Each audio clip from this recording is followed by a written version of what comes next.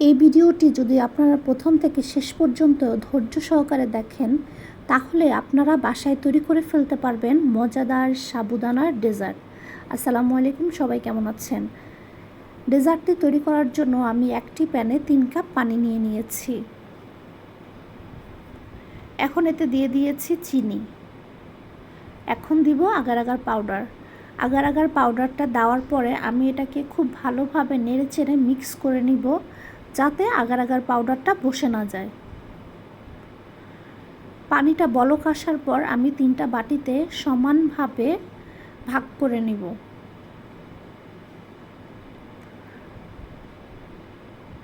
তারপর এতে আমি ফ্রুট কালার ব্যবহার করব।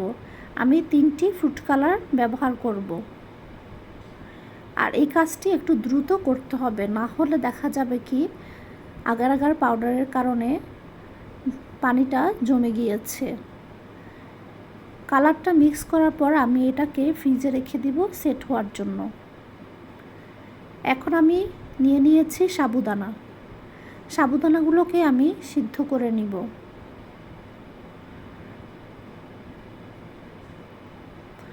খুব ভালোভাবে নেড়েচেড়ে সিদ্ধ হওয়া পর্যন্ত অপেক্ষা করব। দেখেন আমার সাবুদানাগুলো সিদ্ধ হয়ে গিয়েছে। এখন এগুলোকে আমি ছেঁকে নিব। ঠান্ডা পানি দিয়ে এটাকে আমি ধুয়ে নিয়েছি।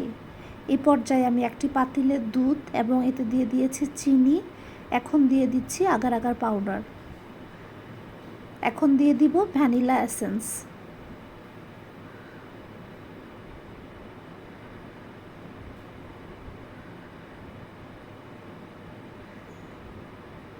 এরপর এতে আমি দিয়ে দিচ্ছি পাউডার দুধ।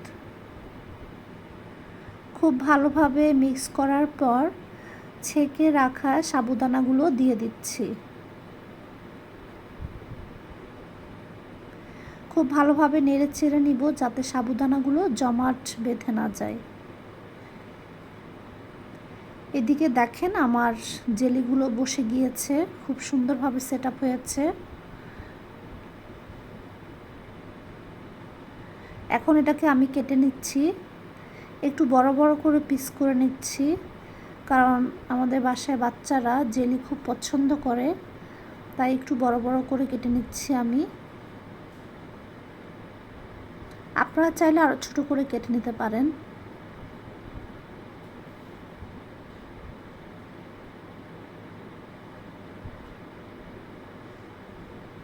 এখন সবগুলো জেলিকে আমি একসাথে করে নিব সুন্দর করে। দেখেন আমার জেলিগুলো কতটা সুন্দর হয়েছে, মাশাআল্লাহ।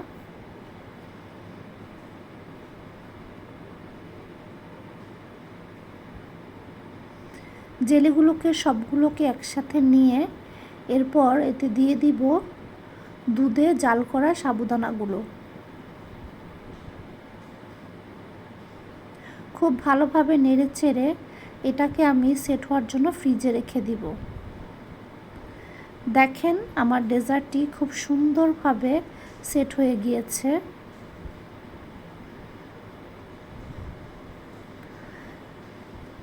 এটা দেখতে কিন্তু খুবই লোভনীয় হয়েছিল, খেতেও কিন্তু অসাধারণ লেগেছে। আপনারা কিন্তু বাসায় ট্রাই করে দেখতে পারেন, আপনাদের বাচ্চাদের কিন্তু খুবই ভালো লাগবে, কারণ এটা খুবই কালারফুল ছিল। আজকের ভিডিও এই পর্যন্ত। আল্লাহ হাফেজ।